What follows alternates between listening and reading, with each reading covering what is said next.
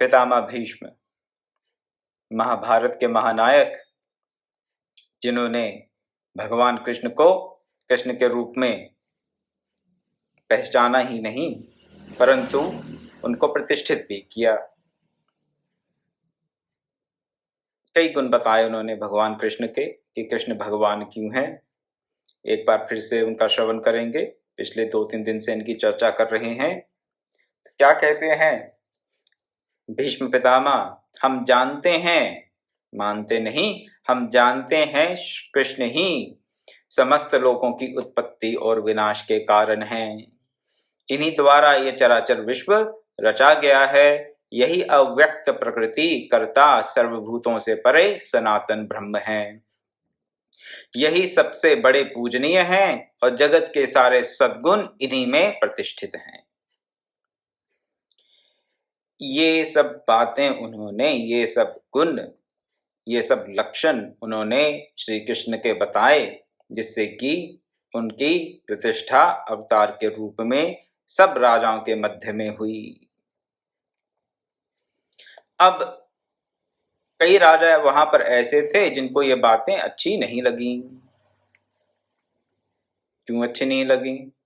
अहंकार के नाते, अज्ञान के कारण, अविद्या के कारण, मोहासन होने के कारण, मायाग्रस्त होने के कारण, जो भी कह लीजिए, सत्य से जो दूर है उसके लिए क्या सही है क्या गलत है, तमोगुण से रजोगुण से जो अभिभूत है उस व्यक्ति के लिए, तमोगुणी बुद्धि के मालिक के लिए, रजोगुणी बुद्धि के मालिक के लिए ये निर्णय करना कि धर्म क्या है, अधर्म क्या है, कौन सा रास्ता ठीक है, किसको भगवान माना जाए, किसको ना माना जाए, इस सब में क्या रहता है? कंफ्यूजन रहता है। किसके लिए? पितामह भीष्म के लिए कंफ्यूजन नहीं है, क्योंकि उन्होंने अपने अंतर के दुर्गुणों का परिमार्जन कर लिया है।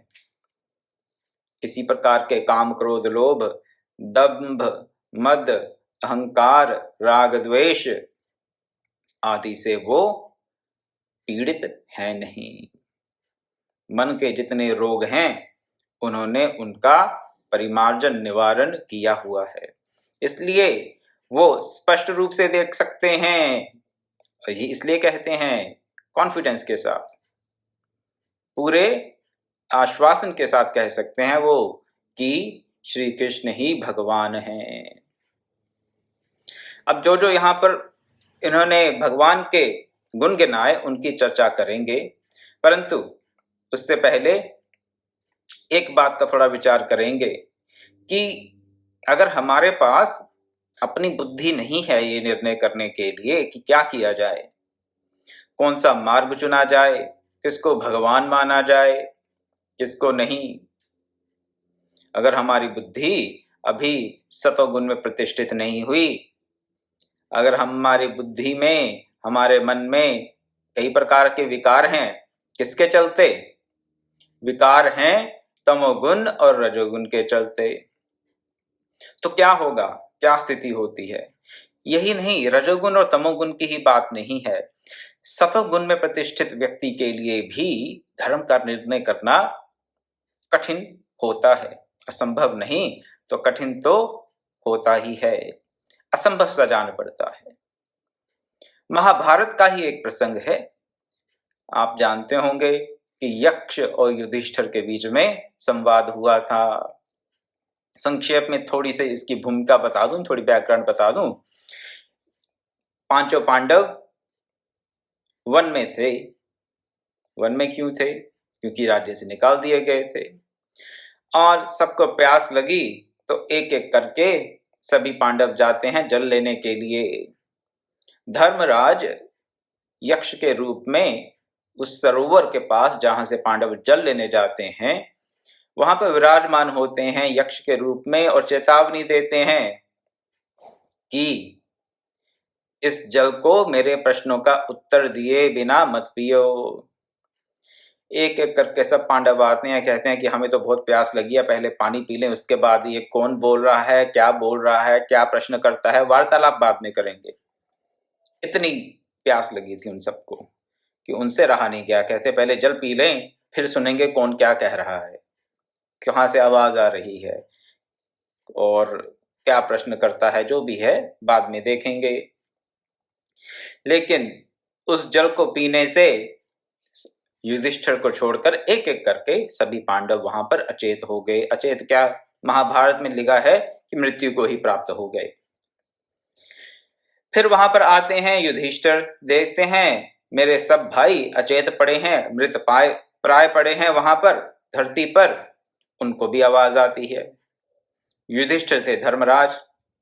अब जब उन्होंने यक्ष के रूप में वहां धर्म की आवाज सुनी कि मेरे प्रश्नों के उत्तर दिए बगैर तुम इस जल को ग्रहण नहीं करोगे। महाराज युधिष्ठिर भी प्यासे थे, लेकिन वही बात तुलसीदास जी के शब्दों में, धीरज धर्म मित्र और नारी आपदकाल पेखिए चारी। धर्म की जो परीक्षा है वो तो आपातकाल में ही होती है। अब बाकी के पांडव तो इस आपातकाल में, क्या आपातकाल था, कोई ऊपर से ओलावृष्टि हो रही थी, कोई भूचाल आ गया था, कोई ज्वालामुखी फट गया था, क्या आपातकाल क्या होता है? आपातकाल का सीधा सीधा सा जो एक डेफिनेशन है, परिभाषा है, सीधा सीधा अर्थ यही है, जब हम अपने आप को ऐसी परिस्थितियों में पाएं जो हमारे अनुकूल ना हो। प्रतिकूल परिस्थितियां ही आपातकाल है। और जब प्रतिकूल परिस्थिति में हो तो क्या हम धर्म का पालन कर रहे हैं, क्या हमने धैर्य धारण कर रखा है? ये थोड़ा सोचने की, विचार करने की बात है। बाकी के चार पांडव युधिष्ठिर को छोड़कर, भीम अर्जुन नकुल और सहदेव, वो धैर्य धारण नहीं कर पाए। क्यों धैर्य धारण नहीं कर पाए? प्यास लगी थी भाई, प्यास लगी है, पानी पी चाहिए। कौन क्या बोल रहा है बाद में सुन लेंगे। तो अगर किसी स्थान विशेष के देवता का, किसी स्थान विशेष के अधिष्ठाता का हम सम्मान नहीं करेंगे तो अवश्य ही उनके कोप का भाजन बनना पड़ेगा। कैसे? जैसे अगर किसी देश में जाना है, किसी और देश में जाना है, विदेश में जाना है, तो वहां के जो रूल्स रेगुलेशन उनको फॉलो करेंगे तभी जा पाएंगे। अगर रूल्स रेगुलेशन फॉलो नहीं किए तो देश में वो घुसने ही नहीं देंगे सबसे पहले। और मान लिए घुस भी गए और वहां पर अगर गाड़ी बाएं तरफ चलाते हैं और आप दाएं तरफ चलाना चाहते हैं, कहेंगे मैं तो ऐसे चलाता हूं, नहीं, बात नहीं बनेगी। तो इस भौतिक जगत के जो अधिष्ठाता हैं, जो देवता हैं, वो भी अगर हमसे ये अपेक्षा रखते हैं कि हम उनके नियमों का पालन करें, तो जो दैवी अधिष्ठाता हैं, जो देव हैं, उनके नियमों का तो पालन करना ही चाहिए, करना ही पड़ता है। नहीं करेंगे, करना ही पड़ता है। क्यों करना पड़ता है? अपने ही कल्याण के लिए। नहीं करेंगे तो क्या होगा? जो बाकी पांडवों का हुआ, भीम अर्जुन नकुल और सहदेव मृत पड़े हैं वहां पर। यक्ष ने तो उनको मृत घोषित कर दिया। अब युधिष्ठिर जी ने ना तो अपना धैर्य छोड़ा, ना धर्म छोड़ा, इसीलिए उनको धर्मराज कहा जाता है। धर्मराज युधिष्ठिर, उन्होंने सत्य का कभी परित्याग नहीं किया। एक बार उन्होंने सत्य का परित्याग किया था, लेकिन वो अलग चर्चा है, अलग कथा है, वहां ना जाते हुए केवल आपको यक्ष के कई प्रश्नों में से एक प्रश्न, बहुत लंबा संवाद, इतना लंबा भी नहीं, लेकिन अगर चर्चा करने लगे तो बहुत लंबा संवाद हो जाता है। तो यक्ष का एक प्रश्न, बड़ा छोटा सा प्रश्न। प्रश्न क्या? कपंथाः, कपंथाः, कौन सा रास्ता है, रास्ता क्या है? इतना सा प्रश्न। कः पंथाः, संस्कृत में इतना ही प्रश्न किया यक्ष ने, रास्ता क्या है? अब जिसने धैर्य धारण किया हुआ है और धर्म को नहीं छोड़ा, धर्मराज युधिष्ठिर ने पहले तो धैर्य धारण कर रखा। क्या? ये नहीं कि प्यास लगी तो पहले पानी पी लो, बाद में देखेंगे कौन बोल रहा है क्या है, नहीं। धैर्य धारण कर रखा, उन्होंने धैर्य का परित्याग नहीं किया प्रतिकूल परिस्थिति में, और फिर धर्म का भी उन्होंने परित्याग नहीं किया। जब उन्होंने यक्ष की वाणी सुनी कि ठहरो, इस जल को पीने से पहले तुम्हें मेरे प्रश्नों के उत्तर देने होंगे, तो धर्मराज युधिष्ठिर ने यही कहा, बताइए भगवान, आप कौन हैं और आपके क्या प्रश्न हैं। अपना धर्म नहीं छोड़ा। उस स्थान का जो देवता है, उस स्थान के देवता को तिरस्कार करके हम किसी प्रकार के लोभ या प्रतिकूल परिस्थिति के चलते अपने स्वार्थवश उस स्थान से हम कोई लाभ प्राप्त करना चाहें, ये अधर्म है। थोड़ा सोचें इस विचार को। क्या आजकल हम ऐसा सोचते हैं? आजकल हमारा क्या भाव बना हुआ है? हमारा अधिकार है, सेंस ऑफ एंटाइटलमेंट बढ़ता जा रहा है, और ज्यों-ज्यों समय निकलता है, हाँ देख रहा हूं समय के साथ साथ ये सेंस ऑफ एंटाइटलमेंट बढ़ता जाता है समाज में। भारत की बात नहीं, देश विदेश हर जगह मैं ये देखता हूं। क्या अधिकारों का पता है सबको, अपने कोई कर्तव्य हैं इसका पता नहीं। अधिकारों का पता है, मेरा क्या अधिकार है, I am entitled to this, that's all. If I have some sort of duty, we don't understand. पर्यावरणविद भांति भांति के कॉन्फ्रेंसेस और डिबेट्स, वाद विवाद पर्यावरण को लेकर। सनातन धर्म ने एक बड़ी सिंपल सी सीधी सी पद्धति दे दी कि जिस किसी क्षेत्र में भी हम किसी भी प्रकार के प्राकृतिक सोर्सेज जो हैं, प्राकृतिक जो संसाधन हैं हमारे, नेचुरल रिसोर्सेज जो हैं, अगर हमने उनका प्रयोग करना है तो उस स्थान के जो देवता हैं उनके प्रति हम सम्मान का भाव रखें। अगर सम्मान का भाव रखेंगे तो उन नेचुरल रिसोर्सेज को हम यूज करेंगे, एक्सप्लॉइट नहीं करेंगे, उनका प्रयोग करेंगे, उपभोग करेंगे, ऐसी बात नहीं कि नहीं करेंगे, लेकिन उनको खराब नहीं करेंगे। अगर हम उस स्थान के लिए, उस स्थान के देवता के लिए श्रद्धा रखते होंगे तो। धर्मराज युधिष्ठिर ने उस श्रद्धा का परित्याग नहीं किया। धर्मराज ने कहा, हे भगवान बताइए आप कौन हैं और आपके क्या प्रश्न हैं। तो धर्म का परित्याग नहीं किया और धैर्य का परित्याग नहीं किया। सबसे पहले ये दो बातें आप ध्यान रखें। उसके पश्चात कई प्रश्न किए, उनमें से एक प्रश्न क पंथाः, रास्ता क्या है। आपको ये बताने की चेष्टा कर रहा हूं कि अपने रास्ते का चयन करने के लिए कम से कम ये दो गुण तो चाहिए, अपने धैर्य का और अपने धर्म की जितनी समझ हो सकता है पूर्ण रूप से हम अपने धर्म को ना समझते हों, धर्म क्या है हो सकता है इसका पूर्ण रूप से हमें ज्ञान ना हो, परंतु जहां तक अपने धर्म को समझते हों उसका परिपालन करें और धैर्य का कभी परित्याग ना करें। तो ऐसे धर्मराज युधिष्ठिर ने क्या उत्तर दिया, क पंथाः, रास्ता क्या है। धर्मराज युधिष्ठिर ने एक ऐसा उत्तर दिया है जो हम सबके लिए माननीय है, माननीय तो है ही, चिंतन का विषय है, चिंतन का विषय है। हमें जो धर्म के बारे में कंफ्यूजन हो जाती है बार बार, क्या करणीय है, क्या नहीं करना चाहिए, क्या करना चाहिए, इसके बारे में जो हमें भ्रांति हो जाती है, कंफ्यूजन हो जाती है, उसको दूर करने के लिए ये धर्मराज युधिष्ठिर का स्वयं धर्म को, धर्म रूपी यक्ष को वहां पर जो उत्तर दिया गया, क्या, तर्को प्रतिष्ठः श्रुतयो विभिन्ना नैको ऋषिर्यस्य मतम प्रमाणम धर्मस्य तत्वम निहितम गुहायां महाजनो येन गतः स पंथः।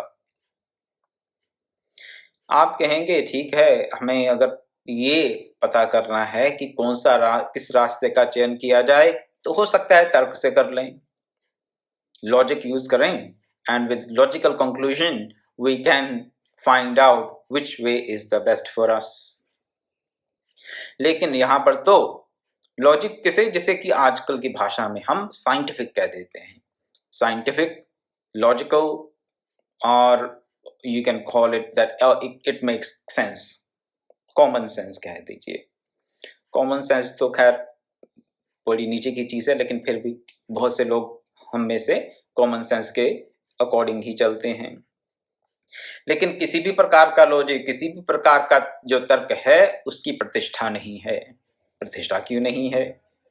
हमने अगर कोई निर्णय लेना है तो हम अगर सब प्रकार के सूचनाओं को एकत्रित करें, if we collect all the information and then logically conclude from that what one should be doing, what's wrong with it? सभी सूचनाएं इकट्ठे कर ली, तर्क से हमने निर्णय कर लिया कि इस घटना में, इस कंडीशन में, इस परिप्रेक्ष्य में क्या करणीय है, निर्णय हो गया तर्क से। लेकिन तर्क की प्रतिष्ठा नहीं है। तर्क की प्रतिष्ठा क्यों नहीं? तर्क की प्रतिष्ठा इसलिए नहीं है क्योंकि हमारा जो तर्क है वो हमारा तर्क है और लोगों का तर्क हमसे भिन्न हो सकता है, इसलिए तर्क की प्रतिष्ठा नहीं है। और जैसे जैसे सूचनाएं बदलेंगी, सर्कमस्टेंसेस बदलेंगे, परिप्रेक्ष्य बदल जाएगा, उसके अनुसार तर्क भी बदल जाएगा।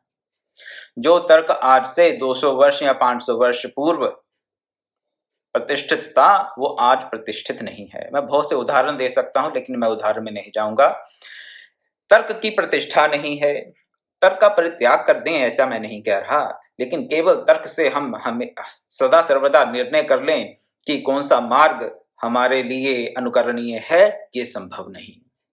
तर्क की प्रतिष्ठा नहीं है। जो तर्क आज सही लगेगा वो कल या परसों हमें हो सकता है सही ना लगे। फिर क्या करें? शास्त्र, श्रुति, परम प्रमाणम। शास्त्र को, श्रुति को, वेदों को परम प्रमाण कहा गया। लेकिन यहां पर धर्मराज क्या कह रहे हैं? श्रुतय विभिन्नाः। श्रुति जो है वो भी भांति भांति की बातें करते हैं। आप एक उपनिषद को लेंगे, वहां पर हो सकता है किसी और बात की प्रतिष्ठा हो, और कोई किसी और उपनिषद को लेंगे, वेद का कोई और भाग लेंगे, वहां पर किसी और बात की प्रतिष्ठा होगी। इसी प्रकार से अलग अलग शास्त्रों में अलग अलग बातों की प्रतिष्ठा है। तो हमारी श्रुतियां बहुत प्रकार की बातें कहती हैं, बहुत प्रकार की बातें कहती हैं। श्रुतियों विभिन्नाः, भिन्न भिन्न प्रकार की बातें हमारी श्रुतियां कहती हैं। तो कौन सी श्रुति को हम प्रमाण माने, कौन से श्रुति के वाक्य को हम प्रमाण माने, उसमें भी कंफ्यूजन हो सकती है, उसमें भी हमें भ्रांति हो सकती है और होती भी है। सीधी सीधी सी बात, कई बार लोग ये प्रश्न करते हैं, अच्छा अगर आप देवी भागवत उठाएं तो वहां कहते हैं कि देवी ही सब कुछ है, शिव महापुराण पढ़ेंगे तो वहां कहेंगे कि शिव ही सब कुछ है, श्रीमद् भागवत उठाएंगे, उसका अध्ययन करेंगे, थोड़ा पढ़ेंगे, श्रवण करेंगे तो कहेंगे भगवान श्री कृष्ण ही सब कुछ हैं, श्री रामचरितमानस उठाएंगे तो कहेंगे श्री राम ही सब कुछ हैं। लोग भ्रांति में पड़ गए, किसकी बात मानी जाए? कृष्ण की भक्ति करें, राम की करें, दुर्गा की करें, शिव की करें, तो भ्रांति हो सकती है। श्रुतियों विभिन्ना। और एक बात और, क्या ऋषियों की बातें सुन लें? तो यहां भी कहते हैं एक ऋषि न यस्य मतम प्रमाणम नैको ऋषिर्यस्य मतम प्रमाणम। किसी एक ऋषि की बात को हम प्रमाण नहीं मान सकते। क्यों नहीं मान सकते? क्या ऋषियों की बातें पर अप्रमाणित हैं? नहीं, ऐसी बात नहीं है। तो फिर यहां पर क्या डिफिकल्टी है, यहां पर क्या समस्या है? समस्या ये है, शंकराचार्य जी की बात सुने, भगवत्पाद आदि शंकराचार्य जी की अगर बात सुने तो क्या है? अद्वैत सत्य है। अगर श्री रामानुजाचार्य जी की बात सुने तो विशिष्टाद्वैत है। चलते चलिए आगे आगे, माधवाचार्य, निम्बार्काचार्य और अन्य आचार्य भी, हर किसी का अपना अपना सिद्धांत है। अब किसकी बात मानेंगे? शंकराचार्य जी ने जो कहा वो बात मानेंगे, तो क्या जो श्री रामानुजाचार्य जी ने कहा क्या वो उन्होंने गलत कहा? नहीं, उन्होंने भी गलत नहीं कहा। शंकराचार्य ने जो कहा वो गलत कहा? नहीं, उन्होंने भी गलत नहीं कहा। दोनों की बात क्या एक है? नहीं। तो किसको प्रमाण मानेंगे?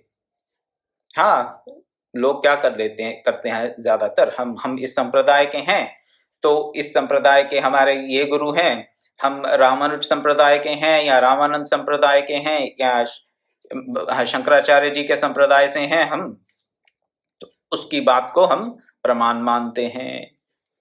लेकिन चल, ये भी बुरा रास्ता नहीं है, लेकिन जो समझ के चलना चाहे उसके लिए तो बहुत गड़बड़ हो जाएगी। क्यों? शंकराचार्य जी भी सही बोल रहे हैं, रामानुजाचार्य जी भी सही बोल रहे हैं, माधवाचार्य जी भी सही बोल रहे हैं। कोई शुद्ध अद्वैत की बात करता है, कोई विशिष्टाद्वैत की बात करता है, कोई अद्वैत की बात करता है, कोई द्वैताद्वैत की बात करता है। क्या करें? तो सभी प्रमाणित हैं अपनी अपनी दृष्टि से। सभी आचार्य, सभी ऋषि अपनी अपनी दृष्टि से प्रमाणित हैं, इसमें कोई संशय नहीं।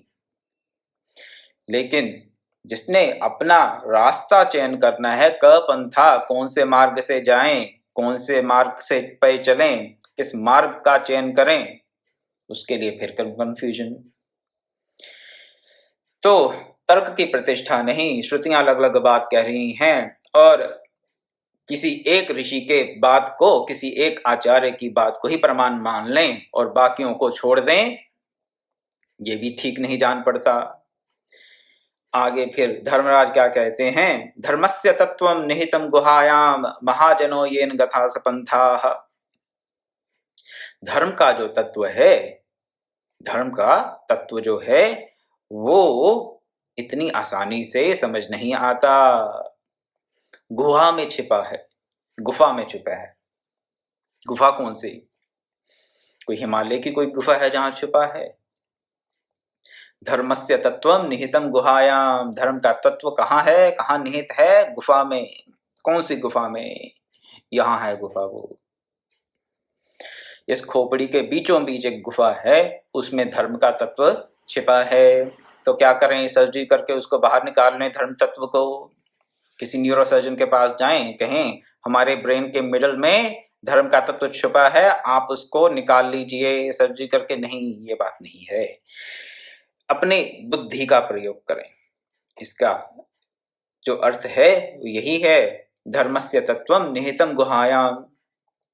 अपने अंतर में ही ये छुपा है अर्थ, और गहन चिंतन से, मनन से, श्रवण करेंगे तो ही मनन चिंतन होगा, कुछ स्वाध्याय करेंगे तो ही चिंतन मनन होगा। इस चिंतन मनन से, स्वाध्याय से उस धर्म के तत्व को हम पकड़ सकते हैं। लेकिन फिर भी अगर सब नहीं पकड़ पाए तो क्या हो? फिर उन्होंने कह दिया, अगर फिर भी कुछ खुद पल्ले ना पड़े, कह देते हैं जैसे कि अपने पास जो वस्तु ना हो तो वो उधार ले लेनी चाहिए, अकल अपने पास ना हो तो किसी से उधार ले लें। तो अंत में क्या कर सकते हैं? महाजनो येन गता सपंथाः, जिस रास्ते पर, जिस पथ पर प्रतिष्ठित व्यक्ति जा रहे हैं उसी का हम चयन कर लें। अब ये प्रतिष्ठित व्यक्ति क्या होते हैं? प्रतिष्ठित व्यक्ति क्या हैं?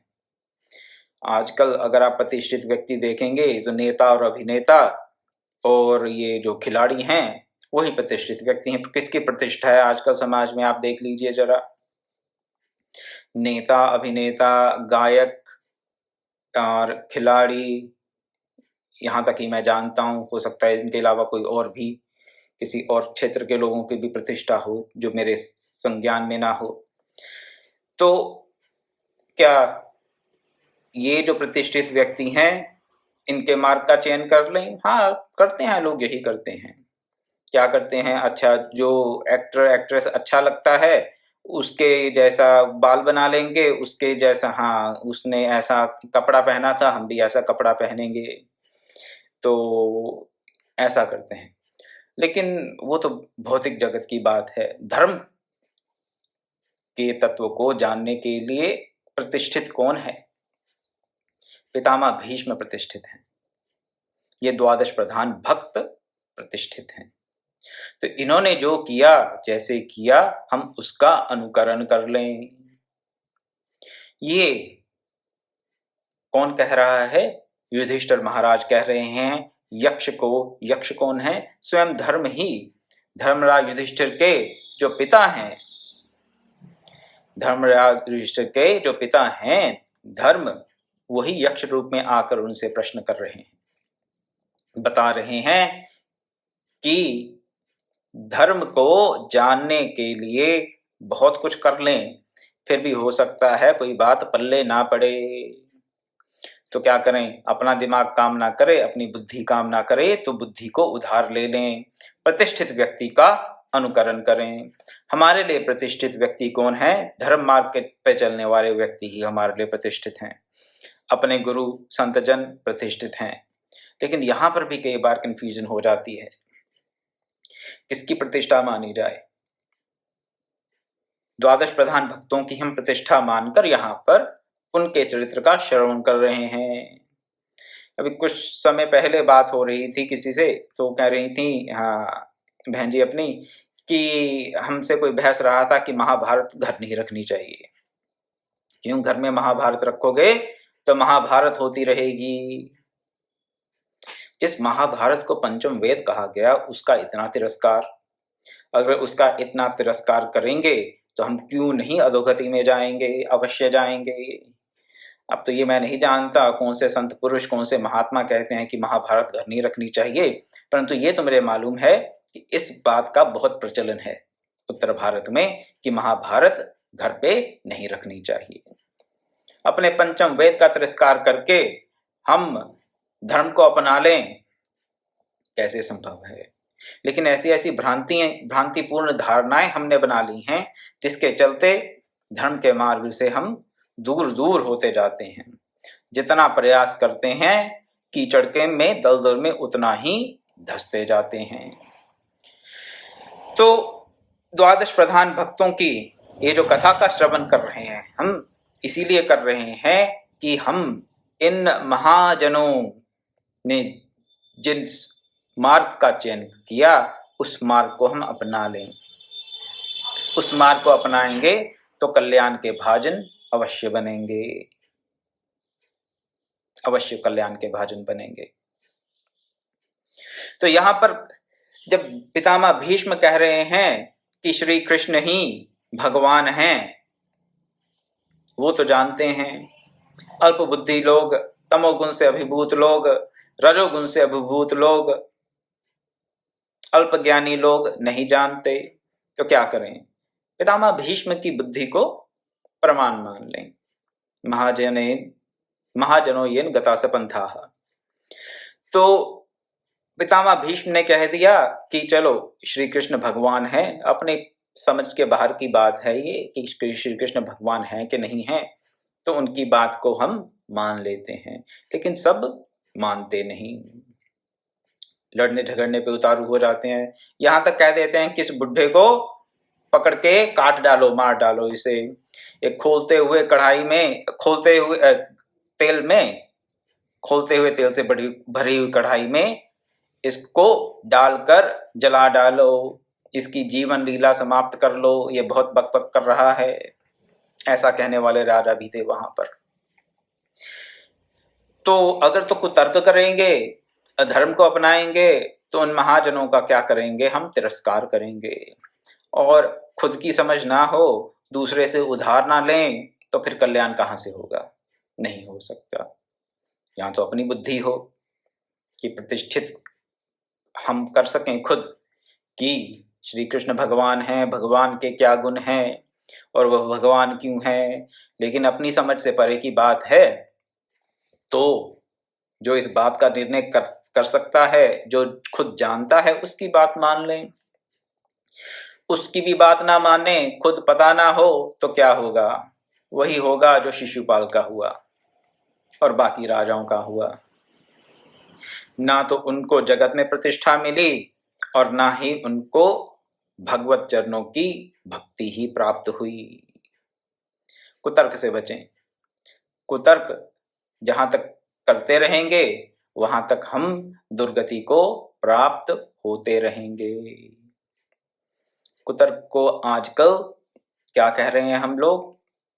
एजुकेशन का नाम दे देते हैं, डिबेट का नाम दे देते हैं। चलिए, जो है सो है। तो धर्मराज युधिष्ठिर का ये जो संदेश है हमारे लिए, ये अनुकरणीय है और इसी का अनुकरण हम कर रहे हैं अपने इस भक्तमाल में। आज बोलते बोलते फिर समय हो गया। तो अब कुछ और गुण जो बताए श्री कृष्ण के पितामह भीष्म ने, उन गुणों की मैं आपसे चर्चा करना चाहता था, लेकिन अब कल ही उसकी चर्चा हो पाएगी, क्योंकि अब शुरू करूंगा तो थोड़ा समय लग जाएगा। एक छोटे से प्रसंग के साथ अपनी वाणी को विराम देता हूं। तो तर्क की प्रतिष्ठा नहीं है, श्रुति बहुत सी बातें करती हैं, कोई ऐसा ऋषि भी नहीं जिसको कि हम परम प्रमाण मान लें, और जो धर्म का तत्व है वो तो बहुत गूढ़ है, गुफा में छुपा हुआ है। अगर वहां तक हमारी पहुंच नहीं है तो क्या करें? जो प्रतिष्ठित व्यक्तियों ने जिस मार्ग का चयन किया है उस मार्ग का चयन करें, वही मार्ग हमारे लिए श्रेयस्कर है। और कई बार हम उस मार्ग का चयन कर लेते हैं और साथ में क्या करते, साथ में कुछ और भी करते हैं, साथ में अपनी बुद्धि भी लगाएंगे। गुरुजी ने ये बता दिया करने के लिए, ठीक है कर लेंगे। किसी संत ने ऐसे ऐसा कहा करने के लिए, प्रतिष्ठित व्यक्ति ने ऐसा ऐसा किया, वैसा कर लेंगे, लेकिन साथ में थोड़ा कुछ और भी कर लेंगे।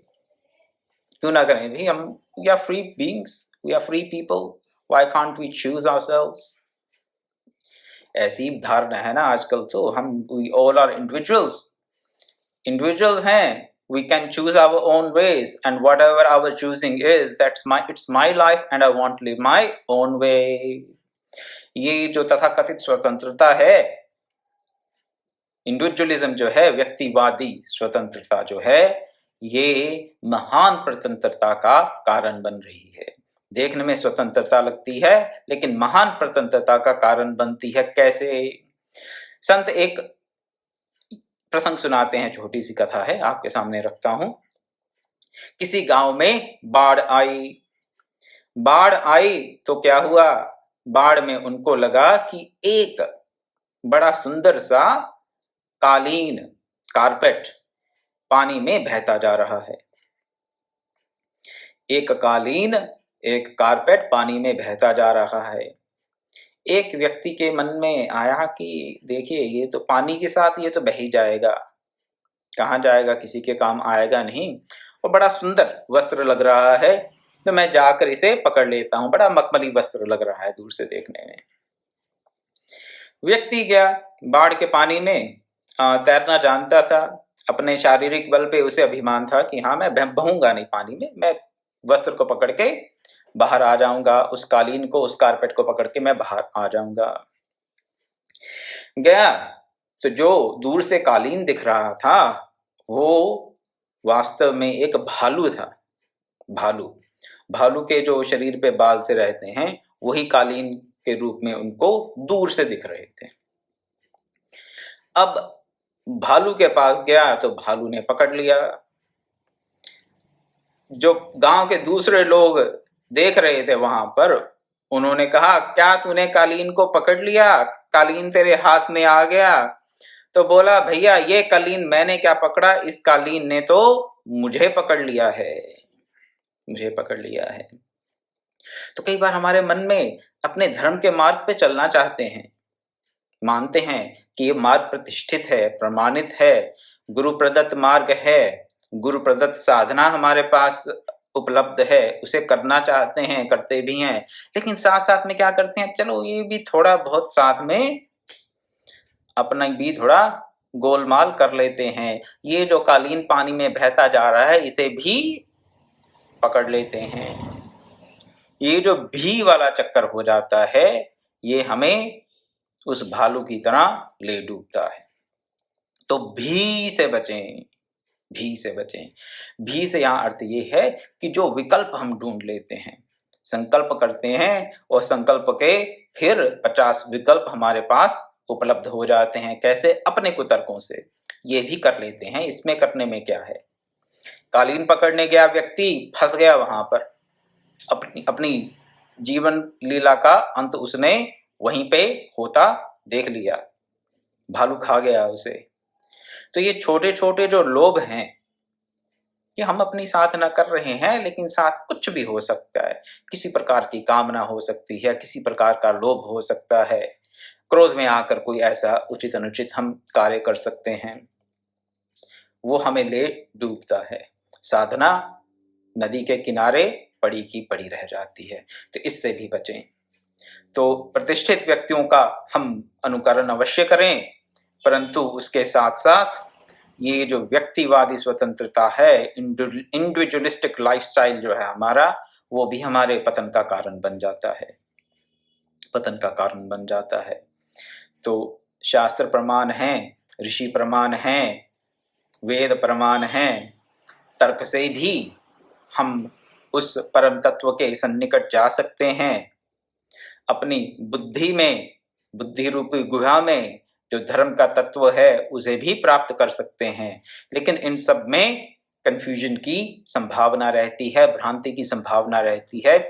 इसीलिए हम भक्तों के चरित्रों का श्रवण करते हैं, जिससे हमें अपने पथ के चयन में आसानी रहे, सुगमता से हम ये निश्चित कर सकें कि कौन सा मार्ग हमारे लिए श्रेयस्कर है। महाजना येन गथा सपंथाः।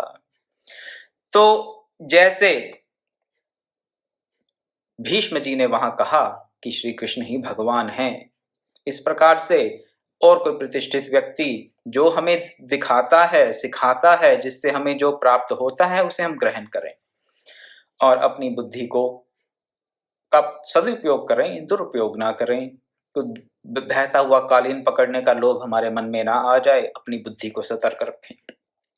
सतर्कता के साथ अगर प्रतिष्ठित व्यक्तियों का, इन भगवत भक्तों के चरित्रों का हम अनुकरण करेंगे सतर्कता के साथ, तो अवश्य ही हम, क्या होगा हमारा, हम कल्याण के भाजन बनेंगे ही, भक्ति मार्ग पर अग्रसर होंगे ही। इसी के साथ अपनी वाणी को विराम देता हूं। कल मिलेंगे तो चर्चा करेंगे कि और कौन कौन से गुण जो पितामह भीष्म ने गिनाए श्री कृष्ण में, जिसके कारण उनको भगवान माना जाना चाहिए, और शास्त्रों में उनके क्या क्या प्रमाण है, कहाँ कहाँ से उदाहरण हम ले सकते हैं, उनकी कल चर्चा करेंगे। ओम पूर्णमदः पूर्णमिदं पूर्णात् पूर्णमुदच्यते पूर्णस्य पूर्णमादाय पूर्णमेवावशिष्यते। ओम शांति शांति शांति। हरि ओम तत्सत्।